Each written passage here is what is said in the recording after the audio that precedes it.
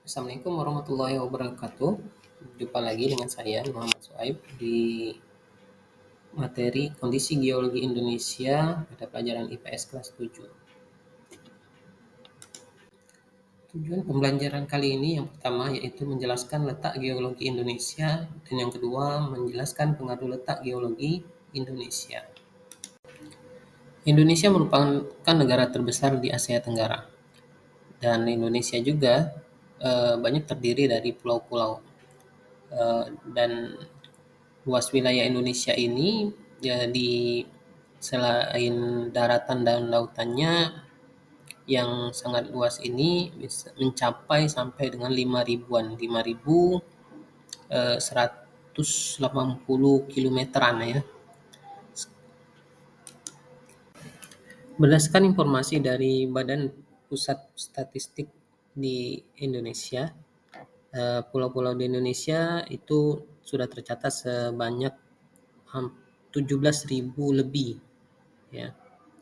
Dan kalau berdasarkan undang-undang yang ada ketetapannya di dalam peraturan tahun 19 nomor 6 tahun 1996 tentang perairan Indonesia, itu jumlah pulau di Indonesia itu mencapai 17.508 ya.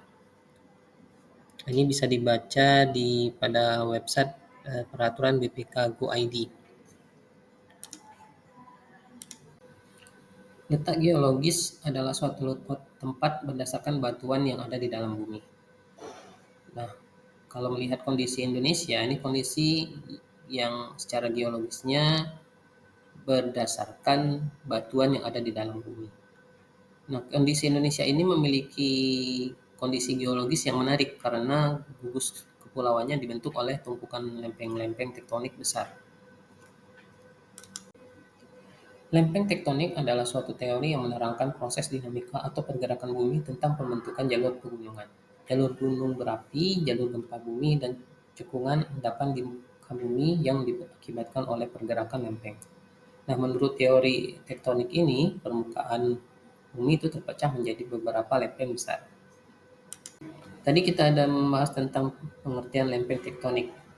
Nah, kenapa? Karena di Indonesia dipengaruhi oleh berada di jalur pertemuan tiga lempeng tersebut, yaitu lempeng Aurenesia, terus lempeng Pasifik, dan lempeng Hindia.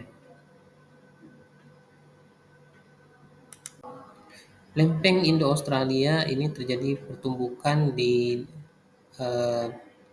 dengan lempeng Eurasia di Laut Utara ya, mulai dari Sumatera, Pulau Jawa, dan Nusa Tenggara. Nah, dari lempeng Indo-Australia ini juga berdasarkan data yang didapatkan bahwa lempeng ini memiliki luas kurang lebih 58,9 juta kilometer persegi.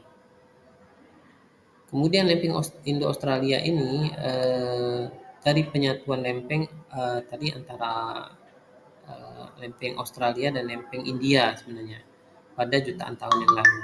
Nah, pada beberapa tahun yang lalu juga lempeng Eurasia dan lempeng Indo-Australia ini saling bertubrukan. Maka terjadilah pembentukan pegunungan Himalaya.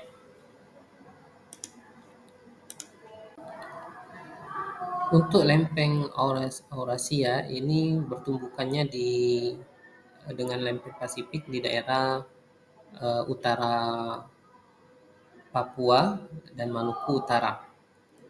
Nah, lempeng Eurasia ini cukup luas ya, yaitu diperkirakan 67,8 juta kilometer persegi. Ini dikarenakan lempeng ini cukup luas, maka lempeng yang satu ini termasuk ke dalam lempeng ketiga terbesar di dunia. Bahkan hampir semua wilayah di benua Eropa dan Asia berada di dalam lempeng yang satu ini. Nah, selain itu sudah banyak skema geologis yang terjadi pada lempeng Eurasia. Bahkan beberapa skema geologis yang terjadi cukup besar, salah satunya adalah pada pembentukan pegunungan Himalaya dan juga pembentukan danau laut Kapsia. Nah, danau tersebut menjadi danau terbesar yang ada di dunia. Sampai saat ini lempeng Aurisia itu bisa dibilang sebagai lempeng paling aktif ya secara geologis. Oleh karena itu, pada wilayah yang dilewati oleh lempeng ini biasanya akan terjadi peristiwa gunung berapi hingga peristiwa gempa bumi. Nah, pada negara Indonesia, wilayah yang dilewati oleh lempeng ini merupakan pulau-pulau besar seperti Pulau Sumatera, Pulau Jawa, Pulau Sulawesi, Pulau Kalimantan. Maka dari itu bisa dikatakan bahwa lempeng Eurasia merupakan eh, alas dari Indonesia saat ini. Lempeng Pasifik merupakan lempeng terbesar ketiga yang mengelilingi Indonesia. Lempeng ini diperkirakan memiliki luas kurang lebih 103,3 juta kilometer persegi. Oleh karena itu lempeng ini merupakan lempeng terbesar yang ada di dunia. Selain itu letak lempeng ini ada di bawah Samudra Pasifik yang dimulai dari bagian utara Pulau Papua, Indonesia.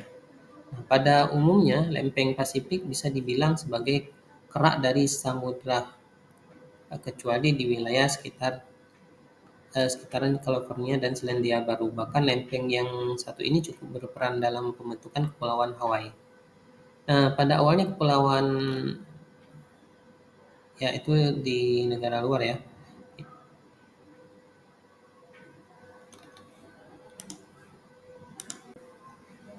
Lempeng Laut Filipina merupakan eh, lempeng keempat yang mengelilingi Indonesia. Namun lempeng ini merupakan lempeng kecil ya. Maka lempeng kalau tiga lempeng sebelumnya itu adalah lempeng yang kategorinya makro, maka eh, lempeng Filipina adalah lempeng mikro. Hal ini karena lempeng yang satu ini memiliki luas kurang lebih 5,5 juta kilometer persegi.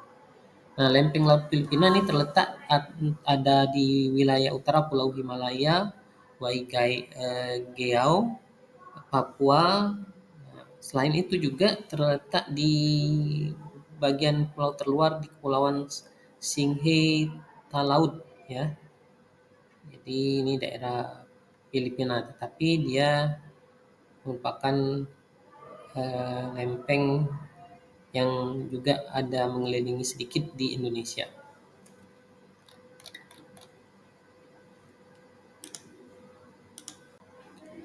Dari lempengan-lempengan yang ada di Indonesia yang saling bertumbukan tersebut itu menyebabkan eh, atau terjadinya tumbukan ya.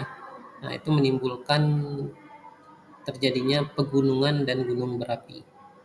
Nah, ciri-ciri dari gunung berapi yang masih aktif itu diantaranya ya, yaitu bisa kita lihat dengan munculnya sumber air panas, terus adanya aktivitas vulkanis, yang berikutnya yaitu eh, adanya kerucut atau kubah di atas puncaknya. Dan yang ketiga yang berikutnya yaitu adanya bau belerang yang menyengat.